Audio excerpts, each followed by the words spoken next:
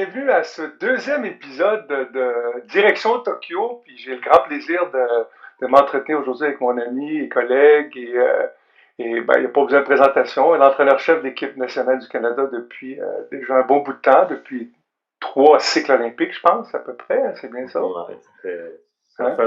ça fait 12 ans, si on calcule l'interruption de 2 ans quand Stéphane était là. Ouais. Alors, Glenn, d'abord, toi, comment vas-tu dans cette folie de préparation pour les Olympiques? Ben ça va, écoute, on est extrêmement fatigué. Le staff particulièrement, on commence à sentir le coup là, de la bulle. Là. J'imagine qu'on va en parler un petit peu plus longuement tout à l'heure, de la VNL. C'est que dans cette VNL-là, on a un petit peu moins de temps de repos entre les matchs. On voyage pas, mais on a quand même une journée en moins de repos. Ça, je pense que ça paraît. Ça se passe plutôt bien. Nous, le problème pour l'équipe ne performe pas encore à son meilleur, même s'il y a une bonne progression. Ouais. Mais on a des problèmes de blessés. On a eu des problèmes de blessés et de malades d'entrée, pas des gens de la COVID, mais on a eu TJ qui était déjà, lui, revenait au jeu après presque 2 ans d'absence. Et puis, il s'est retrouvé avec un streptocoque là, assez sévère au niveau de la gorge. Fait qu'il il a manqué les 3 premiers matchs. Donc là, on l'a réintégré. Dan Jansen Van Dorn, qui lui a subi une opération chirurgicale au dos, donc il était absent des terrains pendant 1 an. Fait que ça veut pas, ça paraît. Je veux dire, les joueurs n'ont pas le rythme que les joueurs de club avaient. Fait que ça a, puis Graham qui s'est bloqué le dos d'entrée, je pense après le deuxième match. Fait que, tu sais, beaucoup de joueurs absents. Donc, ça a permis aux plus jeunes de jouer, d'évaluer d'autres joueurs, mais c'est au niveau des performances, ça nous a affecté un petit peu, surtout dans les matchs. Les matchs serrés qu'on perd, là, ça a été difficile. Est-ce que le résultat en ce moment, vous avez quoi? 2 victoires, 8 défaites. Il vous reste 5 matchs. Bon, les objectifs, il y a toujours des objectifs quand même si on sait que l'objectif final, c'est de se préparer pour les Jeux, mais il dit quand même que c'est un tournoi important. Les gars veulent gagner, tu sais, je veux pas, ils sont ici pour ça. Puis je pense qu'ils s'étaient mis de haut, tu sais, des objectifs assez élevés même pour la VNL, mais tu sais, les circonstances ont fait que, tu sais, on n'a pas un groupe nécessairement très, très performant, là, à part les 8-9 principaux, tu sais, quand on manque 2 ou 3 de ceux-là, ça fait quand même, c'est plus difficile, tu sais, les petites choses au niveau international qui font la différence, là, notamment au niveau technique, au niveau de la gestion des balles importantes, tout ça, ça nous manque actuellement. Il y a beaucoup de cafouillage. Il y en a eu plus au début. Là, on a mis notre pied à terre, les entraîneurs, puis on a dit voici les choses à respecter parce qu'il faut revenir sur des bases pour préparer Tokyo. Fait que c'est assez. Ça a été dur pour nous autres. On fait beaucoup de préparation, les entraîneurs, mais en fait, on s'est rendu compte qu'on préparait l'adversaire, mais qu'en fait, c'est sur nous qu'on a dû se pencher. On a dû complètement et puis dire, bon, là, on va observer surtout ce qu'on fait, puis faire les ajustements. Donc, on a commencé, on s'était préparé à l'avance avec un genre de cahier. On avait mis tous les objectifs de travail, les choses à surveiller dans les...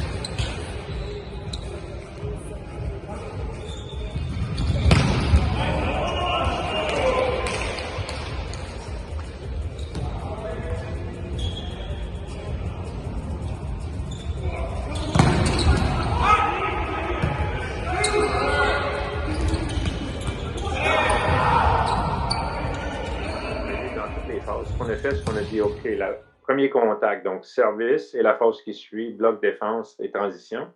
L'autre, premier contact, réception, phase de side-out, de combinaison, puis soutien. On les a divisés en 2 catégories avec chacune, on a divisé chacune des catégories. Donc, juste service, juste bloc défense, juste transition. On a mis les leçons que la VNL nous a apprises. Puis, donc là, on étudie ça. Là. Au fur et à mesure, on le remplit, le cahier, puis on a de bonnes données. On ne peut pas tout changer, mais il y a beaucoup de petites choses, c'est des ajustements juste au niveau du placement défensif. On a des clips vidéo. Les 6 gars étaient dans 4 mètres. Ça veut dire qu'ils étaient 1 mètre en arrière de la... Tout le monde rushait le filet. Ouais. Puis là, il reste 6 mètres en arrière, il reste 5 mètres en arrière, pas couvert. Fait que là, on se faisait prendre, les gars, ça. Fait que là, on est revenu là-dessus, on les a fait voir, tu sais. Lepke continuing his service run here. Good dig there from Marshall and kept alive by Sanders. Canadians will give over a free ball. And Tilly with a wild arm swing on that. I don't think he quite approached the way he wanted to. Four goes high, off hands. Lepke with another dig. A tip down the line. Tanucci has it. Four going high off hands, and France has won the marathon of a rally. En même temps, ben, individuellement, on a un paquet d'ajustements qu'on veut apporter. Là, c'est sûr que ça ne vous donne pas énormément de temps avant Tokyo. Ce que je comprends, c'est que ce que vous pouvez contrôler, donc d'éliminer le plus rapidement ce qu'on peut contrôler, les cafouillages qu'on peut contrôler, et de renforcer ce que vous faites déjà très bien, parce que dans tous les matchs, on voit des moments où vraiment vous êtes capable de tenir n'importe quelle équipe au monde. À ce niveau-là. Schwan goes high off block. Kurek just sticks his arm out. Poland will give up a free ball. Another fantastic dig. Can they dig it up? No! You could see the middle blocker for Poland. Kohanowski he wasn't even close. À ce niveau-là, ça ne pardonne pas. Donc, si tu veux, il faut vraiment qu'on enlève ça. Puis ce qui arrive, je n'étais pas sûr, je pense personnellement que le plus gros problème qu'on a, souvent dans le monde professionnel, tu as des entraîneurs qui ont été mis là, qui n'ont aucune philosophie, qui n'ont pas de système, rien. Les joueurs sont un peu laissés à eux-mêmes. On retrouve ça, on retrouve un libéraux qui va courir partout, alors que nous autres, on le veut sur une position, intervient devant toi, voici tes responsabilités. Mais lui, peut-être qu'il vient d'un club où il n'y en a pas eu, ou en Russie, on ne s'occupe pas trop de la défense, mais Gord est moins bon en défense quand il revient de Russie, etc. Tout ça, ben, ça te coûte des points. Parce que je veux dire, la défense en masculin, il s'en fait en masse. Première chose, quand je suis arrivé en 2006, sur quoi on a mis l'accent, c'est réceptionner des balles faciles, passe de non-passeur puis défense. Et là, on se trouve pas au point zéro, mais un point où on n'est plus vraiment. Puis tu sais, je veux dire, les équipes jouent encore de façon plus intelligente à l'attaque. À cause des gros services, tu as beaucoup plus de situations de balles hautes. D'ailleurs, tu parles du service, puis quand je parle à des gens dans mon entourage souvent ou avec des étudiants dans mes cours d'éducation physique, tu sais, quand ils viennent voir des matchs du Rouge et Or, tu sais, le service demeure souvent pour les gens qui sont moins familiers avec le très haut niveau une espèce d'incompréhension. Vous faites tellement de fautes, le terrain est tellement grand, vous n'êtes pas capable de le mettre dans le terrain. Puis moi, je leur dis toujours, ben, c'est un peu comme au golf, là, tu sais. Je veux dire, le green, il est assez gros, mais la balle puis le trou, il est petit. Hein? Ça fait que quand on sert un peu comme au golf, on vise un endroit qui est beaucoup plus petit dans le terrain avec souvent soit beaucoup d'effets, comme pour un service flotteur qu'on agresse, ou encore un service smashé où on met beaucoup de puissance. Puis présentement, je regarde au niveau mondial les moyennes. C'est à peu près, on prend le meilleur joueur au monde, Léon, qui est un joueur cubain naturalisé polonais. On l'a pu le voir justement dans le match d'hier. C'est probablement, c'est sûrement le meilleur serveur au monde et un des meilleurs joueurs au monde, toutes les catégories. C'est à peu près 3 points sur 10 à chaque fois au service. C'est là-dessus, nous, il nous a crossé là-dessus hier. On les tenait à peu près tous les espaces de jeu, mais à un moment donné, il rentre au service, puis il le fait pas juste seulement contre nous, il le fait à peu près contre toutes les équipes. Et puis c'est extrêmement difficile, le service vient à plus de 130 km/h.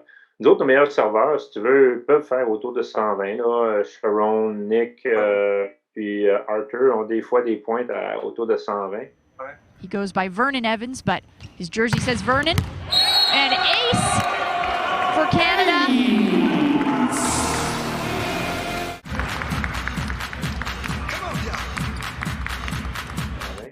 Ce qui est très bien, peut-être un peu plus, mais lui, ça tourne toujours au-dessus de 530. C'est très rare au niveau international qu'on voit ça.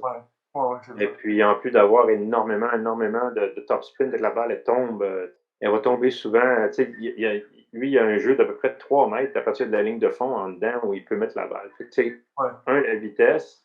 2, hier, sur 3 fois, il touche le filet. Le temps de décision du réceptionneur quand il est dévié est presque zéro. Tu sais. Donc, c'est extrêmement difficile. Je regarde nos 2 meilleurs serveurs, là, Nicolas et Sharon, qui sont à peu près à 11% de points au service. Ils ne font pas trop de fautes. Là. Sharon, un petit peu plus. Là. Si vous diminuez votre pourcentage d'erreur en maintenant une qualité de service autour de 115-120 km/h, pense que vous allez mettre une pression constante sur l'adversaire aussi. On pourrait mieux servir tactiquement aussi. Hier, on n'a pas nécessairement fait. Mais tu sais, comme je te dis, on ne s'est pas trop concentré sur la pointe. Un, parce que les groupes sont énormes ici. C'est des groupes de 17-18 joueurs. On ne sait jamais d'une fois à l'autre qui va être sur le terrain. C'est un petit peu plus difficile à préparer. Fait que, tu sais, quand on arrive, ça va être plus facile au jeu. On va avoir 12 joueurs. Mais, tu sais, hier c'était un de nos meilleurs matchs, je dirais. Là, tu sais, hormis le service à Léon qui nous a mis énormément de pression. Mais encore là, on a fait des petites erreurs, des ballons sur lesquels on n'est pas allé. On a noté ça ce matin, tu sais, qu'un ballon, mettons, qui est contré et qui tombe dans le fond, puis où on y va pas, ben c'est un plus pour l'autre équipe. C'est un stop block, c'est un moins pour nous, alors que ça pourrait être peut-être une balle ramassée. Là, ça devient continu pour notre attaquant avec possibilité. Tu sais, le haut niveau, il se joue là. Il se joue par ces manques-là, puis on a ça depuis le début, tu vois. Puis si on élimine ça, là, on peut jouer. Parce que quand tu perds à 2-3 points de différence, là, ben, c'est là que ça joue. C'est pas tellement sur les grosses attaques, les gros services. On est capable de le faire. Mais dans le haut niveau, dans le très haut niveau, ça pardonne. Là, on le voit, je veux dire, écoute, d'abord, pour les spectateurs et les fans de volleyball comme moi et tous ceux qui regardent les matchs, c'est une concentration de talents exceptionnels dans lesquels plusieurs des équipes qui vont être aux Olympiques sont là, plus les autres meilleurs qui ne se font pas classer, plus des groupes qui arrivent avec de la jeunesse, comme les Italiens qui sont avec leur équipe mixte de jeunes, beaucoup. Ouais. C'est impressionnant. Tout le monde peut attaquer de partout, tout le monde peut défendre de partout. Oui, le volley, c'est drôle, hein? Pendant une période, on dirait que ça revient toujours, c'est que le moment donné, le service a pris une dominante.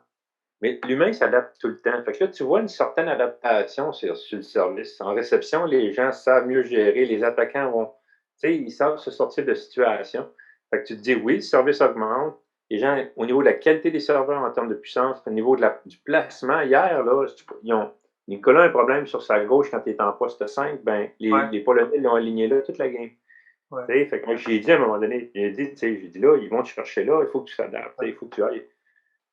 Sans compter le reste, hier, Kubiak a fait une coupe de défense spectaculaire sur des gros jeux, tout compte maintenant. Tous les points sont, toutes les phases de jeu, si tu veux devenir champion, ou si tu veux gagner des matchs, il s'agit que tu négliges, puis c'est ce qu'on a fait depuis le début, nous on a négligé certains aspects de notre match, ben, ça nous a coûté des victoires. T'sais. Et comment tu évalues justement le niveau de la Ligue en ce moment, enfin des équipes en présence?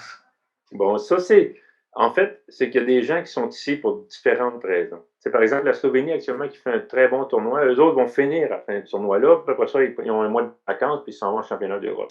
Mais on regarde les équipes qui vont au jeu, ben, beaucoup ont des problèmes de blessés actuellement, donc la plupart vont gérer le groupe en fonction de ça. Les Japonais ont perdu 2-3 passeurs, t'sais.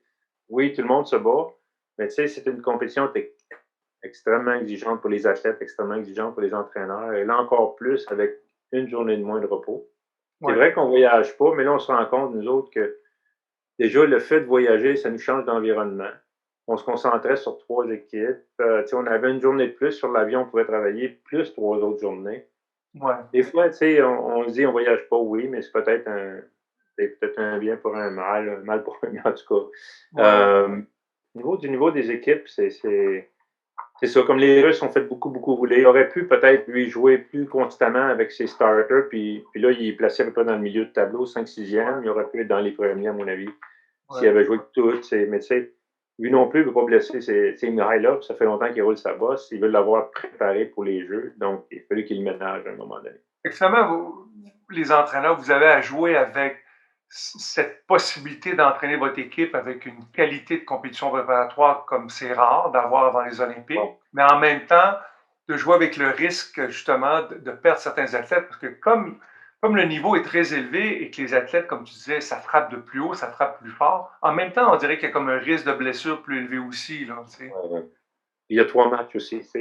3 matchs consécutifs, 3 matchs consécutifs à cette intensité-là, parce que comme hier, c'était un combat physique énorme. Les gars étaient... Ce matin, là, on n'est pas allé à l'entraînement ce matin. On a dit, allez sur la plage, faites des étirements. Puis on va se concentrer sur le match de ce soir. Puis l'Allemagne est encore un match avec une équipe très physique. Et veut pas, c'est à chaque fois 100% d'intensité. Puis demain, on joue les Japonais à midi, après-demain. Ouais. Donc là, tu sais, peu de récupération. Fait qu'on est obligé de faire tourner le groupe à cause du risque, justement, de blessure. Ouais, Puis c'est les matchs qui nous restent. Il nous reste 5 matchs avant les Jeux olympiques. On n'est pas sûr que rendu à Tokyo, on va être capable de rencontrer d'autres équipes. On ne sait pas si on va avoir le droit. On ne sait pas si ça va être accordé à cause de la COVID. Les restrictions du COVID. Ouais. Mm. Dis-moi donc, tantôt, tu parlais de la fatigue qui s'accumule progressivement. Là. Bon, vous avez fait le choix à cause des quarantaines, à cause de la réglementation des frontières, finalement de rester ensemble jusqu'aux Jeux olympiques. Ça veut dire plus de 80 jours. En même temps, c'est presque une expérience humaine. Ça serait bien de voir un sociologue qui vous suive tout le long. C'est audacieux. Ça se passe quand même bien parce que je pense que vous avez un beau groupe d'humains, une belle gang. Mais est-ce que mais bon, j'ai ma crainte. C'est la première fois, je me souviens du temps où je jouais, il y a longtemps, on faisait des longues tournées. En Allemagne de l'Est, dans les pays de l'Est, on partait un mois, on faisait les pays de l'Est en train, puis c'était long. Puis c'est vrai qu'après 30 jours, on commençait à moins être heureux de se voir. Ça s'énerve un peu. Ouais, c'est ça. Fait que j'ai hâte de voir. L'idéal, ça aurait été de retourner à la maison, donner une semaine à chacun dans leur famille, puis après ça, se retrouver à Gatineau pour la poussée finale. On peut pas. Donc, on va aller à Izmir dans mon club. On a organisé un séjour là-bas. Au niveau des conditions d'entraînement, on va être correct. Il va faire extrêmement chaud à Izmir, par exemple. Il parle de 35 degrés comme moyenne de température. Puis là, on va donner 5-6 jours aux joueurs. Là, on a fait des réservations dans un endroit où ils peuvent, près de la plage, en chambre simple pour essayer d'éviter justement qu'ils se voient. S'ils n'ont pas envie de se voir pendant 5-6 jours, ben, de leur donner leur bulle à eux. Ouais. Donc, ça se passe plutôt bien, je te dirais. Là, jusqu'à maintenant, ça se passe bien. On va voir comment la poussée finale. Après ça, on va se faire une douzaine de jours à Izmir, à l'entraînement. Puis après ça, on part pour Chiwa, qui est notre dernière phase d'entraînement, d'acclimatation au Japon. J'ai hâte de voir après 80 jours comment ça va être. Ouais. La première expérience, j'ai jamais connu ça, j'ai jamais vu ça. Là, mais on en faisait un petit peu, on faisait des parallèles. J'en parlais avec Gino puis Dan, mon adjoint. Parce qu'à un moment donné, sur Radio-Canada Radio, j'étais en voiture puis j'écoutais c'était le 100e anniversaire de la guerre de 14-18. Puis ils lisaient les lettres des soldats. Les soldats, au début, pensaient qu'ils allaient partir pour 3-4 mois, tu sais. Fait que tu vois un petit peu, ils écrivent les lettres, tu sais, puis ils disent bon, ben, on est au combat, là, ça fait déjà 3 mois, il semblerait que la guerre va durer. Les gars écrivent 1 an après, tu sais, puis 2 ans après, puis tu sais, ils sont encore au front. La crête que nous occupons a l'aspect d'un volcan qui ne cesse de brûler.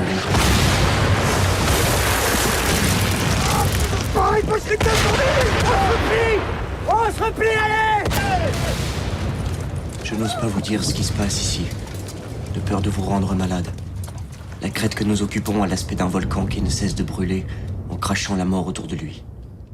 Et la folie erre dans notre sang.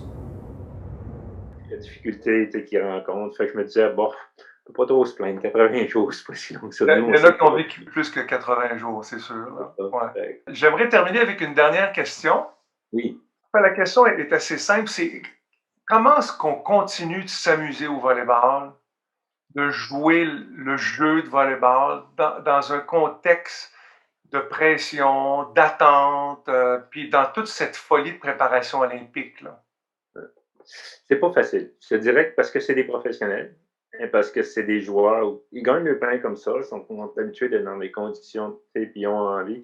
Puis actuellement, comme on est beaucoup en gestion, en règlement, à régler des problèmes, je pense que les gars ont senti le besoin. Ils se sont réunis je me souviens plus, après la dernière ronde, là, les 9 premiers matchs, puis là, ils ont décidé qu'il fallait qu'on règle les problèmes, puis que là, il fallait qu'on pointe sur les problèmes. C'est-à-dire que s'il y a quelqu'un qui faisait pas son boulot, les autres allaient lui rappeler. T'sais. Fait que peut-être que ça ne met pas des conditions où on est toujours en train de s'amuser, mais ça, c'est pour mieux jouer. Les joueurs savent ce que ça prend pour bien jouer. Ils savent qu'ils sont capables, puis ils aiment bien exécuter. Ils sont heureux quand ils exécutent bien, tu sais. Ouais, ça reste un sport qu'ils adorent. Tu vois que les gars aiment ça, puis quand tu les vois célébrer. Mais là, comme ils ont l'objectif olympique en tête, ils se rendent compte des problèmes actuellement, ben là, je pense qu'ils sont en résolution de problèmes bien gros, là, tu sais. Pour justement avoir peut-être plus de plaisir au jeu. Je sais pas si ça répond à ta question, mais... Oui, absolument, oui. J'espère que pendant les 5-6 jours de repos, ils vont se laisser aller un petit peu, puis, tu sais, là, je sais pas, peut-être faire un petit peu de voile là, sur la mer d'Égée, je sais pas, trouver des activités. Mais tu sais, pour changer vraiment, vraiment les idées, pour être capable de remettre notre focus. Ça aide beaucoup, tu sais, de sortir un peu du contexte et de rentrer dedans, c'est plus facile. Actuellement, je te dirais que c'est difficile. Difficile parce qu'on est d'une bulle. Tu sais, puis on peut pas beaucoup sortir. On peut aller à la plage, c'est tout ce qui est permis, tu sais, mais c'est à côté de l'hôtel, puis sinon, c'est dans la bulle. Ça devient redondant pas mal. Écoute, si je peux me permettre une suggestion, d'amener toute la gang manger au super restaurant où on goûte l'agneau de toutes les façons possibles et impossibles. Oui. À Izmir. À Izmir et de prendre un ou deux bons verres de vin de ton club, Arcas. Tu reviennes, hein, Pascal, qu'on y retourne. Ben oui, j'espère. Enfin, la pandémie va finir, puis j'aurai la question d'y retourner sûrement un jour, là, j'espère. Ben écoute, Glenn, je vous souhaite la meilleure des chances pour le reste du tournoi. Merci. Puis, une bonne continuation dans votre préparation. On sent que l'équipe s'améliore. Puis ce qui est important, ben, c'est le premier match à Tokyo. On va être prêt pour ce moment-là, qui est un moment important dans la carrière d'un athlète et d'un coach aussi. Bon, ben merci encore. Salutations à tout le monde. Ça marche. Au revoir. Salut, Pascal.